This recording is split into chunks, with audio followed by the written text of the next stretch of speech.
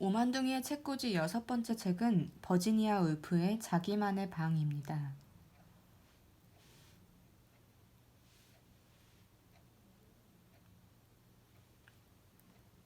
6장.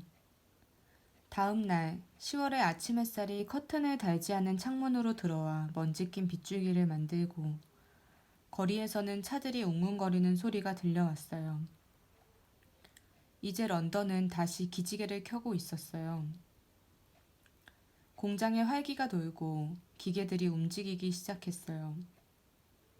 책을 다 읽고 나니 창밖을 내다보며 1928년 10월 26일 아침의 런던은 과연 무엇을 하고 있는지 구경하고 싶어졌어요. 런던은 무엇을 하고 있었을까요? 안토니우스와 클레오파트라를 읽는 사람은 아무도 없는 듯 했어요. 런던은 셰익스피어 희곡에는 완전히 무관심한 듯 보였어요. 픽션의 미래와 시의 죽음, 평범한 여성의 생각을 완전하게 표현할 수 있는 산문 기법의 발전 따위는 누구도 전혀 신경 쓰지 않았는데 그렇다고 사람들을 비난할 생각은 아니에요. 보도 바닥에 분필로 이런 문제에 대한 의견을 써놓는다고 해도 걸음을 멈추고 읽을 사람은 아무도 없을 거예요. 갈 길 바쁜 냉담한 발걸음에 30분이면 모두 지워지고 말겠지요. 심부름꾼 소년이 오고 애완견을 앞세운 여자가 왔어요.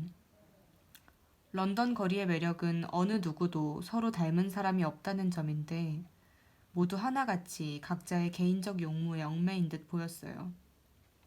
사업가 같은 인상에 작은 가방을 들고 다니는 사람들도 있고 지하실 출입구 난간을 막대기로 시끄럽게 두드리고 다니는 떠돌이들도 있고 짐수레를 타고 다니며 반갑게 인사를 건네고 묻지도 않은 정보를 알려주는 남자들처럼 거리를 사교 클럽으로 여기는 부침성 좋은 이들도 보였어요. 장례 행렬도 지나고는 했는데 그 모습을 본 사람들은 문득 자기도 언젠가는 죽음을 맞을 거라는 생각을 떠올리고 모자를 벗어 조의를 표하기도 했어요. 그리고 품이 넘치는 신사 한 분이 현관 층계를 천천히 내려오다가 어떻게 마련했는지 모를 화려한 모피 외투를 걸치고 파르마 바이올렛 한 다발을 아는 부산스러운 여인과 부딪히지 않으려고 걸음을 멈추었어요. 그들은 모두 따로 떨어져서 존재하며 자기만의 생각과 일에 몰두하는 듯 보였어요. 바로 그때 거리의 흐름이 완전히 멈추는 순간이 찾아왔어요. 런던에서는 드물지 않은 일이지요. 아무것도 거리에 나타나지 않았고 아무도 거리를 지나지 않았어요. 거리 끝에 선 플라타너스 잎사귀 하나가 그 휴식과 정지 속으로 떨어졌어요. 어쩐지 그 모습은 어떤 신호처럼 지금껏 대수롭지 않게 보아넘긴 것들 속에 깃든 힘을 가리키는 신호처럼 보였어요.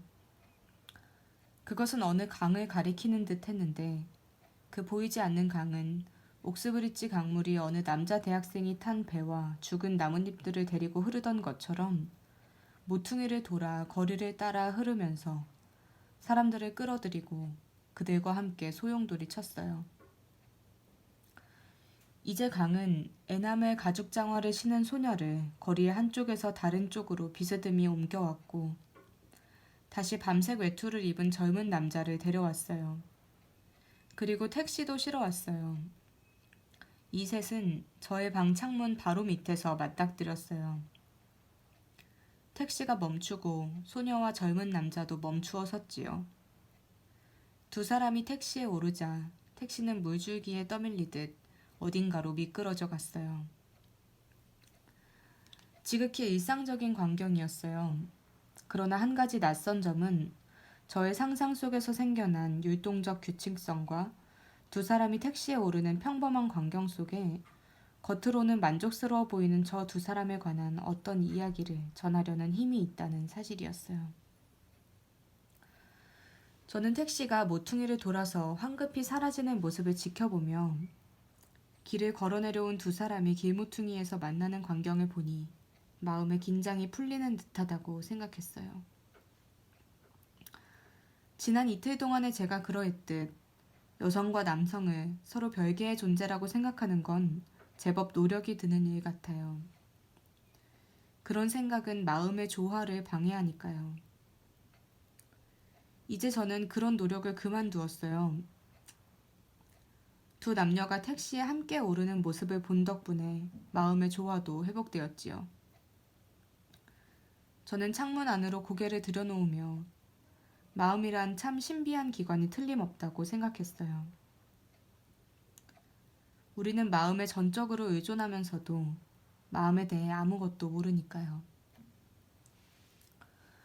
몸이 긴장할 때는 분명한 이유가 있게 마련인데 마음속에 단절과 대립이 있다고 느끼는 데는 어떤 이유가 있을까요?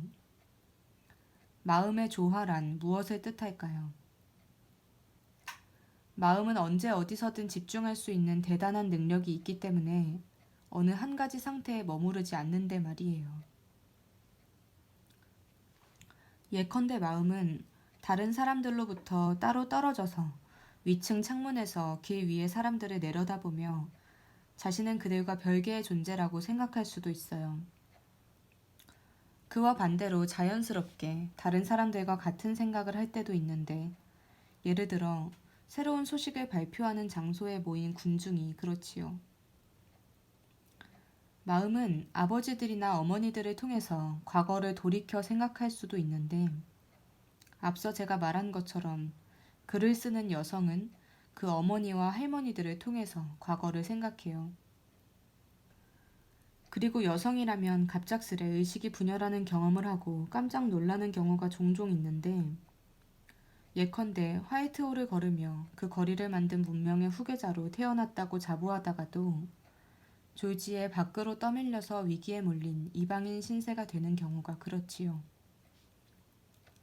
분명히 마음은 수시로 초점을 바꾸고 세상을 다양한 관점에서 바라보곤 해요. 그런데 이러한 마음의 여러 상태 가운데는 비록 스스로 선택했을지라도 다소 불편한 상태도 없지 않아요. 그런 불편한 상태를 유지하려면 무의식적으로 무언가를 억제해야 하고, 그런 억압은 점차 수고로운 일이 되고 말아요. 그러나 어떤 마음의 상태를 유지하는 데는 별달리 수고하지 않아도 된다면 그건 아무것도 억누를 필요가 없기 때문이에요. 저는 창가에서 물러나며 아마 지금이 바로 그런 상태일 거라고 생각했어요. 택시에 오르는 남녀 한 쌍을 보는 순간 그때까지 분열되어 있던 제 마음이 다시 한데 뭉치며 자연스럽게 융합하는 듯 느껴졌어요. 그 까닭은 틀림없이 여성과 남성이 서로 협력하는 게 자연스러운 일이기 때문일 거예요.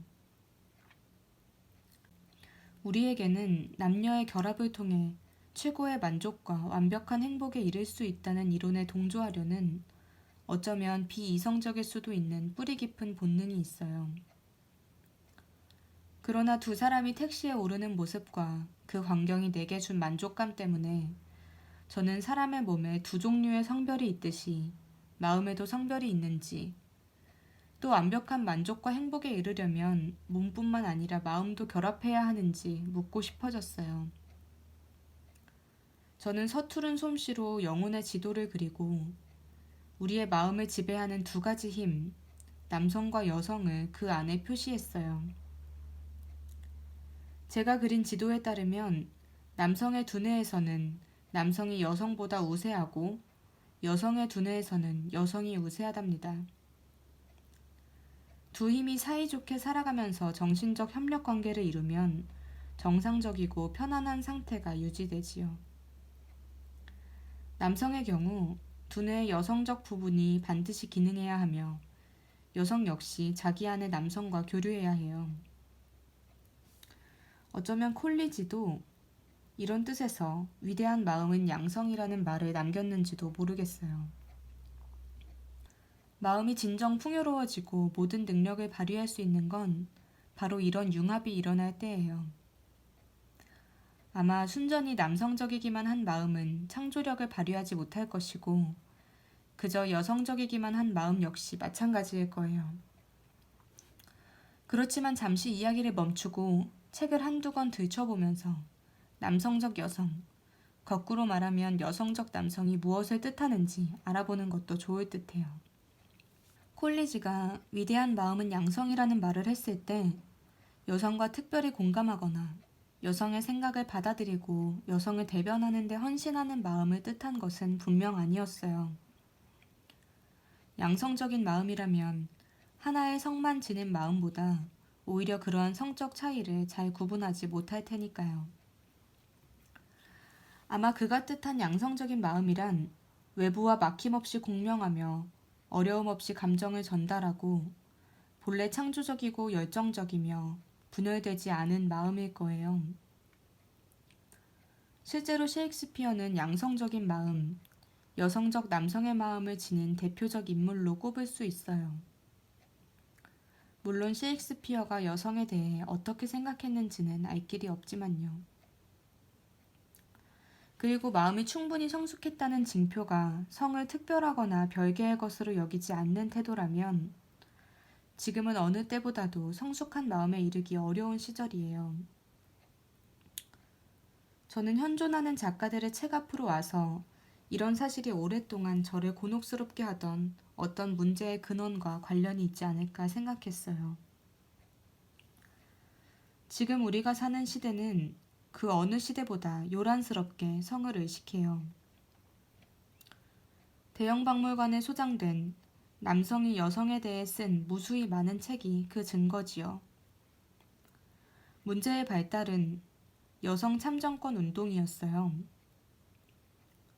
그 일은 남성의 비상한 자기주장 욕구를 자극했을 테고 도전받지 않았다면 굳이 의식하지 않았을 자신의 성과 그 특성을 강조하게끔 만들었을 거예요.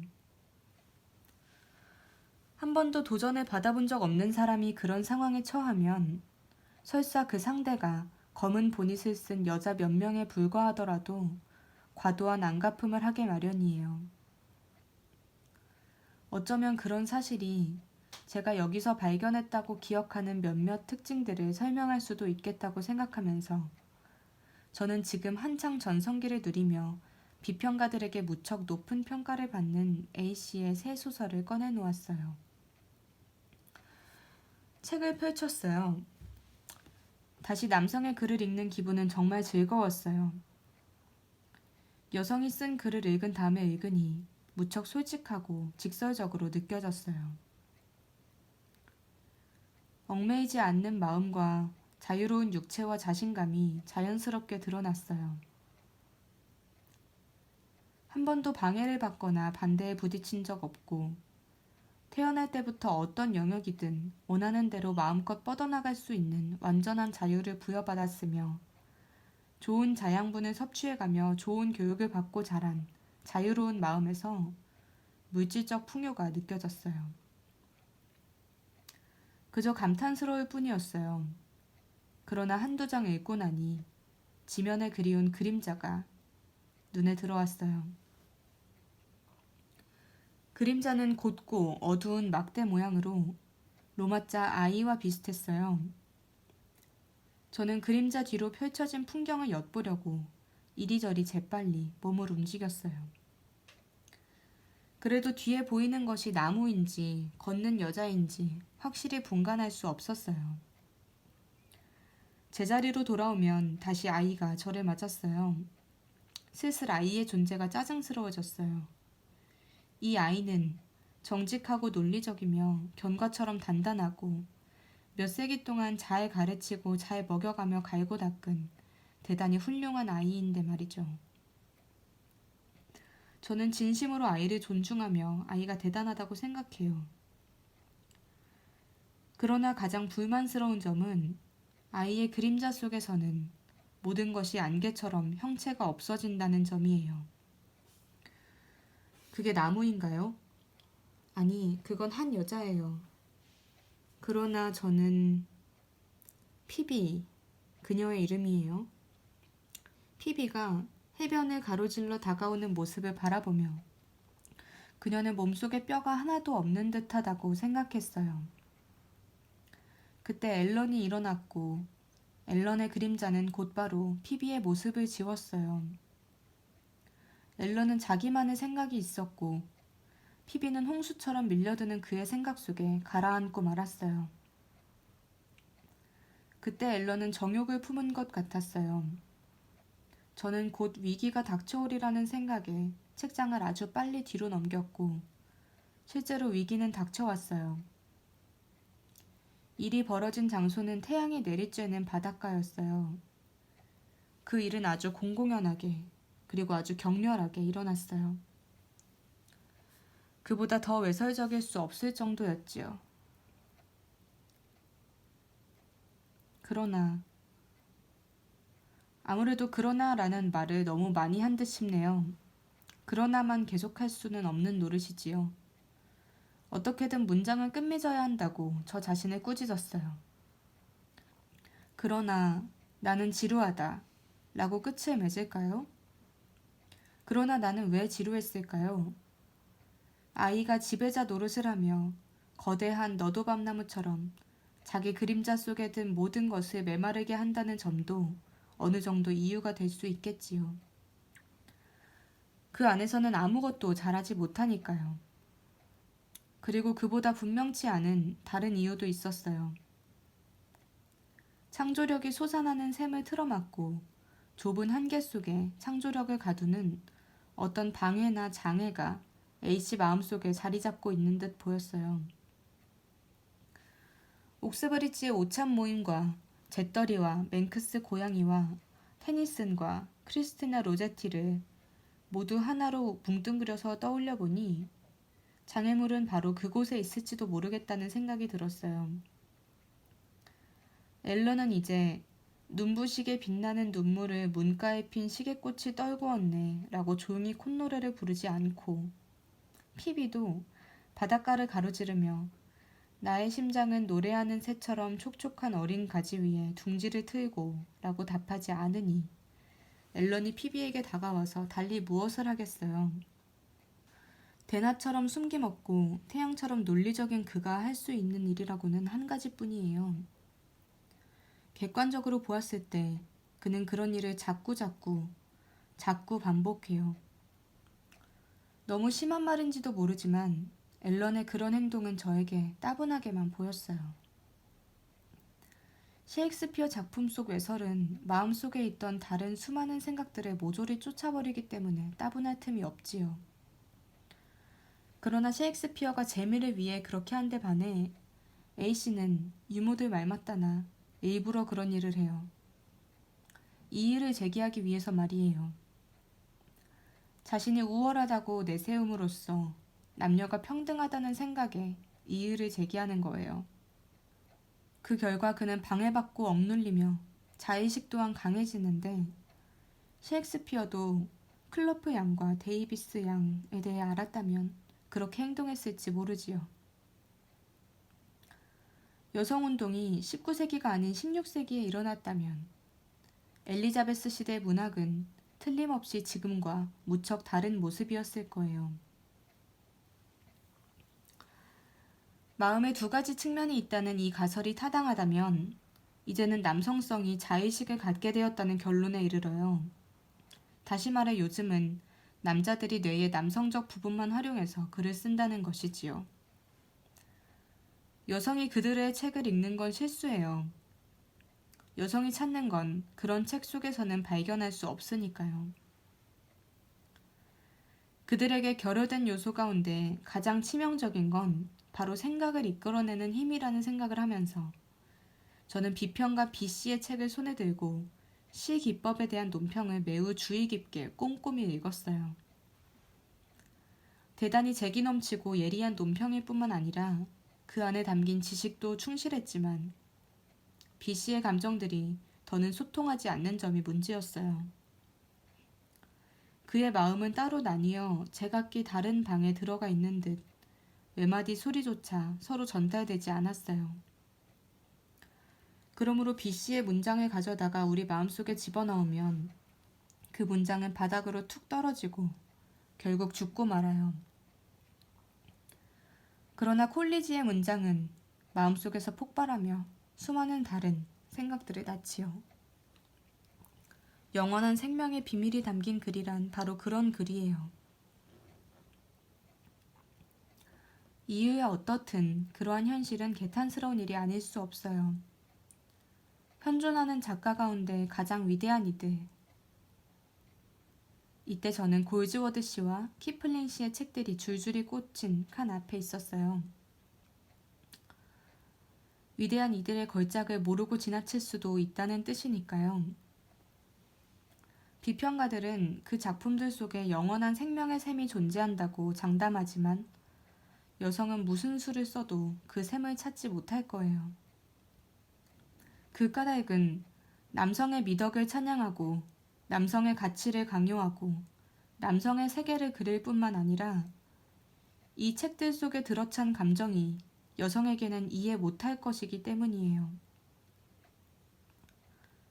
사람들은 그들의 책을 끝까지 다 읽기 훨씬 전부터 감정이 모여들고 차츰 쌓이다가 머리 위에서 폭발하려 한다고 말하고는 해요.